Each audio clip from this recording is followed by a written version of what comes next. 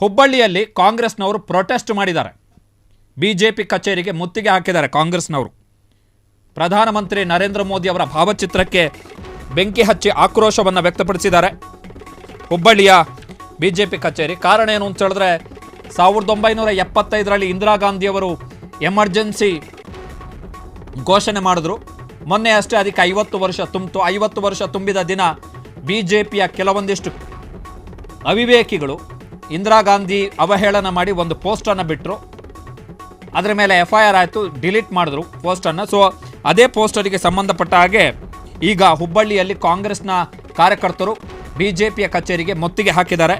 30ಕ್ಕೂ ಹೆಚ್ಚು ಕಾರ್ಯಕರ್ತರನ್ನು ಪೊಲೀಸರು ಸಹಜವಾಗಿ ಪ್ರತಿಭಟನೆ ಮಾಡುವಂತಹ ಸಂದರ್ಭದಲ್ಲಿ ಪೊಲೀಸರು ಬಂದು ಅವರನ್ನು ವಶಕ್ಕೆ ಪಡೆದು ಜೀಪಲ್ಲೋ ಬಸ್ನಲ್ಲೋ ಕೂರಿಸಿಕೊಂಡು ಕರ್ಕೊಂಡು ಹೋಗ್ತಾರೆ. ಅದನ್ನು ವಶಕ್ಕೆ ಅಂತ ಹೇಳುವಂಥದ್ದು. ಸೊ ಪ್ರತಿಭಟನೆ ಆಗಿದೆ ಹುಬ್ಬಳ್ಳಿಯಲ್ಲಿ ಕಾಂಗ್ರೆಸ್ನ ಕಾರ್ಯಕರ್ತರಿಂದ.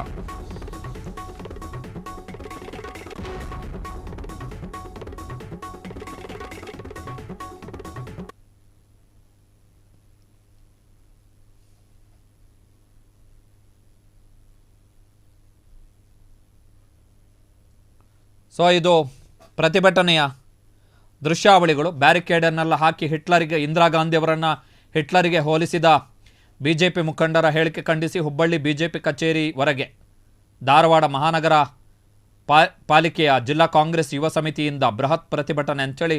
ಸೊ ಆ ಪಾಪ ಟಯರು ಮತ್ತು ಇದೆಲ್ಲ ಇದೆಯಲ್ಲ, ಅವೆಲ್ಲ ಅಮಾಯಕ ವಸ್ತುಗಳು, ಅದಕ್ಕೆ ಜೀವ ಇಲ್ಲ, ಅದಕ್ಕೆ ಟಯರಿಗೆಲ್ಲ ಇಲ್ಲದಿದ್ದರೆ ಅದೇ ಕೇಳ್ತಾ ಇತ್ತು, ನಮಗೆ ಯಾಕಪ್ಪ ಬೆಂಕಿ ಹಾಕ್ತಾ ಇದ್ದೀರಿ ಅಂತೇಳಿ. ಸೊ ಬೆಂಕಿ ಹಚ್ಚಿದ್ದಾರೆ ಪ್ರತಿಭಟನೆಯ ದ್ಯೋತಕವಾಗಿ.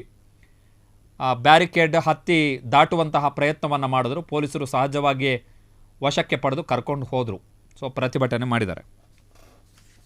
ಕ್ಷಣ ಕ್ಷಣದ ಸುದ್ದಿಗಳಿಗಾಗಿ ಫ್ರೀಡಂ ಟಿವಿ ಸಬ್ಸ್ಕ್ರೈಬ್ ಮಾಡಿ, ಲೈಕ್ ಮಾಡಿ ಹಾಗೂ ಫಾಲೋ ಮಾಡಿ.